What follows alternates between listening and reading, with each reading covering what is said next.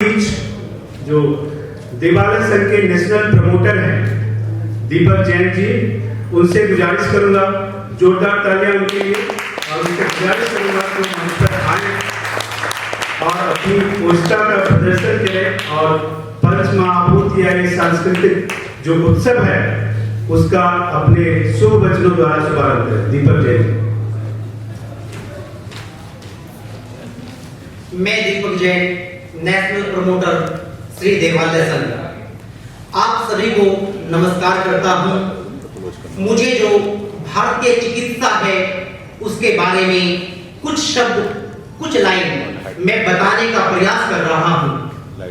मेरी जो समझ है उसके हिसाब से मैं उसे एक्सप्लेन करने की कोशिश कर रहा हूं। साथ ही उससे पहले मैं संदेश फाउंडेशन को इस तरह के अंतरराष्ट्रीय संगोष्ठी आयोजित करने के लिए डॉक्टर धर्मेंद्र मिश्रा व उनकी पूरी टीम को बधाई देता हूं, और वह ऐसे ही कार्य लगातार करते रहे। हमारा सहयोग हमेशा उनके साथ रहेगा।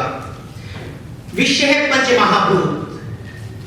बड़ा ही गहन विषय है, अनादि सृष्टि से चला आ रहा ये विषय। पंचमहाभूत पृथ्वी, जल, अग्नि, वायु व आकाश। परम आदरणीय वेद प्रकाश गुप्ता जी कहते भगवान शब्द बड़ा ही गहरा है। भा भूमि, ग गगन, वे वायु, ए आकाश, नानी।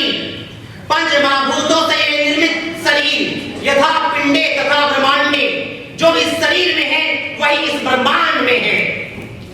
हमें इसकी उद्घोषणा अपने अंतःकरण, अपनी शक्ति से करनी होगी। यह परीक्षा में जानना होगा। अगर मैं इस शरीर तत्व की बात करूं तो अगर हम देखें सर्वपर्यंत मूलाधार से लेकर सहस्त्रार तक 7 चक्र भी पंच महाभूत ही है। मैं व्याख्या करूं कि आपके सिर की चोटी से लेकर नीचे तक पंच महाभूत ही हैं। मैं चर्चा करूं जिसको स्वर शास्त्र में कहा गया है चंद्र सूर्य समभ्यासम ये कुर्वन्ति सदा नरा अतीतानात् ज्ञानां तेषां हस्तगर्तम भवेतः। ये संस्कृति है भारतीय संस्कृति, ये उद्घोषणा करती है भारतीय संस्कृति। इतनी शक्ति को समाहित अनादिकाल से ब्रह्मा से लेकर आज तक इस संस्कृति की उद्घोषणा करती है। ये भारतीय संस्कृति, ये भारतीय आयुर्वेद और ये प्राकृतिक चिकित्सा। अब विषय बड़ा गहन आता है। कैसे पंचमहाभूत आपके सूर्य स्वर और चंद्र स्वर में समाहित है। ये हमारा चंद्र स्वर और ये हमारा सूर्य स्वर। तो अगर हम इसकी व्याख्या करें, एक स्वर 2.5 घटी चलता है।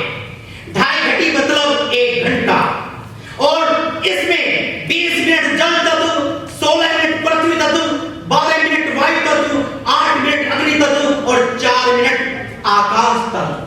और उसके आधार पर एक अच्छा नाड़ी वैद्य और एक अच्छा जानकार स्वर के माध्यम से बीमारियों की जानकारी कर लेता है, और स्वर के आधार पर बीमारियों की जानकारी कर कौन सी बीमारी कितनी इजीली ठीक हो सकती है।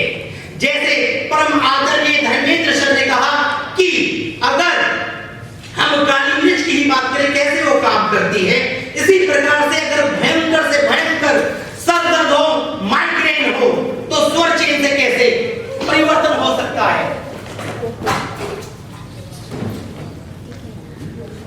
अगर हमें भयंकर सर दर्द है, जो भी स्वर हमारा चल रहा है, हम उसको तुरंत चेंज करें तो तुरंत ही परिवर्तन आ जाएगा। अगर हाई बीपी हो तो तुरंत ही, अगर राइट स्वर चल रहा है तो हमें लेफ्ट स्वर चला लेना चाहिए, तो हमारा बीपी ठीक हो जाता है। अगर हम आकाश मुद्रा कर ले तो बीपी ठीक हो जाता है। अगर हम व्यान मुद्रा कर ले तो 72 करोड़ 72 लाख 10,210 नाड़ियों पर अच्छा प्रभाव आ जाता है। इस प्रकार से एक एक स्वर से चलने वाले तत्वों के आधार पर हम बड़ी से बड़ी बीमारी को ठीक कर लेते हैं। इसी के साथ समय सीमा की मर्यादा को ध्यान में रखते हुए 2 लाइनों के साथ मैं अपनी बात को विराम करूंगा। मेरे आदर्श, मेरे जीवन में बड़ा परिवर्तन करने वाले परम आदरणीय वेद प्रकाश गुप्ता जी, जो मैं रात एक रचना लिख रहा था, कुछ लाइनें लिख रहा था, तो मेरा शरीर का रोम रोम कण कण उनसे प्रभावित है, तो मैंने कुछ लाइनें तैयार की है, वे मैं आपके समक्ष रखना चाह रहा हूं। स्थूल से सूक्ष्म, सूक्ष्म से अति सूक्ष्म, अति सूक्ष्म से सामति सूक्ष्म, ये प्रकृति का खेल है। पृथ्वी से जल, जल से अग्नि, अग्नि से वायु, वायु से आकाश का यह मेल है। अनेकता में एकता, एकता में अनेकता, अद्भुत है शरीर रूपी प्रकृति का यह खेल। इसीलिए इसे कहते हैं परम आदरणीय अध्यात्म जगत में स्थित होकर श्री वेद प्रकाश गुप्ता, यही है तो मेरे परम पिता परमात्मा का अद्भुत खेल। क्योंकि सर आध्यात्मिक भी है और भौतिकतावादी की चरम सीमा भी रखते एक सोच, जो परम आदरणीय हमारे धर्मेंद्र सर ने कहा, जिनके संपर्क में आने मात्र से और मात्र से ही व्यक्ति के अंदर सारे विचार तिरोहित हो जाते हैं और कंसंट्रेट हो जाता है, तब वो एक साधारण मनुष्य नहीं रह जाते। तो इसीलिए एक जो स्वर पे दो लाइन के साथ मैं अपनी बात को विराम करूंगा।